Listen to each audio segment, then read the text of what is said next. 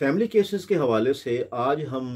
बात करेंगे कि ये बाजू दावा क्या होता है, जिसे इंग्लिश में suit for restitution of conjugal rights कहते हैं।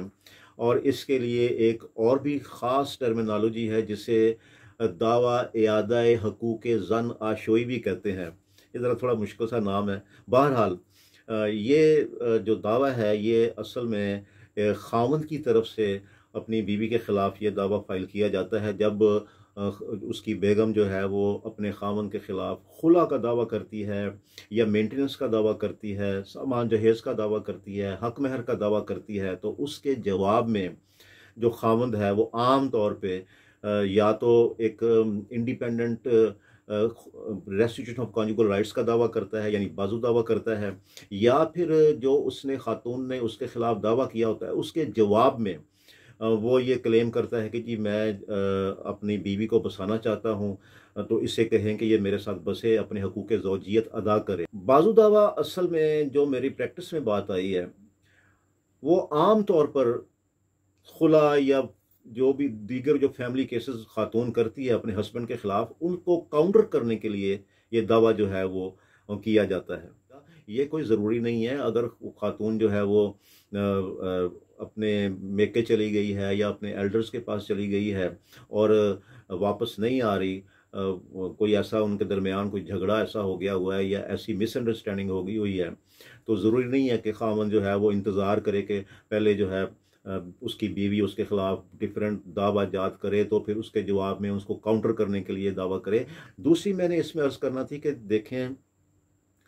अगर खामन जो है वो समझता है कि उसकी बेगम जो है वो कल को कोई इस तरह के खुला का या कोई और केस फाइल कर सकती है, मेंटेनेंस का भी केस फाइल कर सकती है, तो अगर वो वाकई उसको बसाना चाहता है तो उसको चाहिए कि वो कम अज़ कम जितना अरसा वो खातून अपने घर में रह रही है, वो कोई अपने मेके में रह रही है या अपने एल्डर्स के पास रह रही है, तो कम अज़ कम उसको महीने का खर्चा तो भेजे।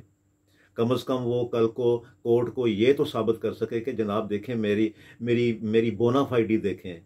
कि मैं उसको, हालांकि मेरे साथ वो हकूक़ ज़ौजियत पूरे नहीं कर रही मेरे, उसके बावजूद मैं उसको माहाना खर्चा भेज रहा हूँ, ताकि कम अज़ कम वो ऐसा शौहर जो है वो अदालत की गुड बुक्स में तो आए। अब यहाँ पे आम तौर पे ये होता है कि खातून केस फाइल करेगी तो उसके काउंटर में जो है वो बाजू दावा कर देते हैं, रेस्ट्रिक्शन ऑफ कॉन्जुगल राइट्स का दावा कर देते हैं। ये कोर्ट जो है इसको आम तौर पे ये इस तरह लेती है कि ये सिर्फ इसने उससे बचने के लिए इन जो भी उसने खातून ने दावा किए हैं उनसे बचने के लिए जो है वो इसने ये एक ट्रिक किया है, जो ये दावा किया है कि जी मैं बसाना चाहता हूँ। अदरवाइज अगर ये सीरियस होता तो फिर ये कम से कम उसकी मेंटेनेंस का तो ख्याल करता। तो ये तो इसने किया नहीं, तो ये जस्ट अपनी स्किन को सेव करने के लिए और अपने आप को अच्छा साबित करने के लिए कि जी मैं तो घर बसाना चाहता हूँ या खुद ही नहीं बसना चाहती मेरे साथ, तो इसने ये दावा कर दिया। ये कोर्ट जो है इसको बहुत अच्छी तरह से जो है वो इसको अंडरस्टैंड कर रही होती है इन सारे मामलात को। इसलिए मैं जो है वो जो भी खामंद होते हैं या जो मर्द हज़रात हैं उनको मशवरा देता हूँ कि प्लीज़, अगर तो आप सीरियस हैं और आप चाहते हैं कि आपका घर बसे, तो कम अज़ कम उसको मेंटेन तो करें, क्योंकि कल को जो उसने खर्चा क्लेम करना है वो तो फिर वो जब से वो वहाँ पे रह रही है अपने वालदैन के घर, तो वो तो सारा ही क्लेम करना है। तो आप उससे बच भी जाएंगे अगर जब आप ये शुरू में, जब आप पहले से आ जाएंगे अदालत में वो ये रेस्ट्रिक्शन ऑफ कॉन्जुगल राइट्स का दावा करेंगे, ताकि कल को कोर्ट के सामने आपका एक डिफेंस आ सके कि जनाब मैं इसको किस बात का जो है वो मेंटेन करूं या इसको मेंटेनेंस दूं, क्योंकि ये तो खुद से मेरे हकूक़ ज़ौजियत पूरे नहीं कर रही, और जो औरत जो है वो अपने मर्द के हकूक़ ज़ौजियत पूरे नहीं कर रही तो उसको मेंटेनेंस का भी कोई हक हासिल नहीं है। तो एज अ डिफेंस भी आप इसको जो है वो इस तरह ले सकते हैं।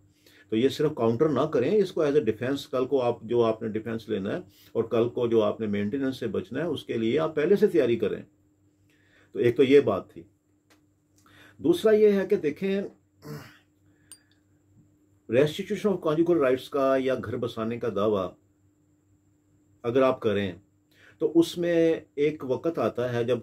वो खातून अदालत में पेश होती है या जो उसका जवाब देती है आपके दावे का, उसमें कम से कम ये ज़रूर होता है कि अदालत एक तारीख मुकर्रर करती है आप दोनों की रिकन्सिलिएशन के लिए, कि कोई कॉम्प्रोमाइज़ हो जाए बिटवीन द पार्टीज़। तो उसके लिए जो है वो कोर्ट आप दोनों को इकट्ठा बिठा सकती है और आप दोनों की जो है वो राय मालूम कर सकती है। इवन जो है कोर्ट अटेम्प्ट कर सकती है, कोशिश कर सकती है कि रिकन्सिलिएशन किसी तरह से आप दोनों में हो जाए। तो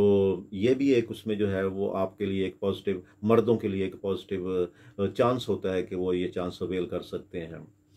तो आज मैंने इस टॉपिक पर अपने एक्सपीरियंस के हवाले से बात करना थी, जो हम डेली बेसिस पर कोर्ट्स में देखते हैं। मेरा नाम है Agha Zafar advocate. I am from Lahore. अस्सलाम वालेकुम।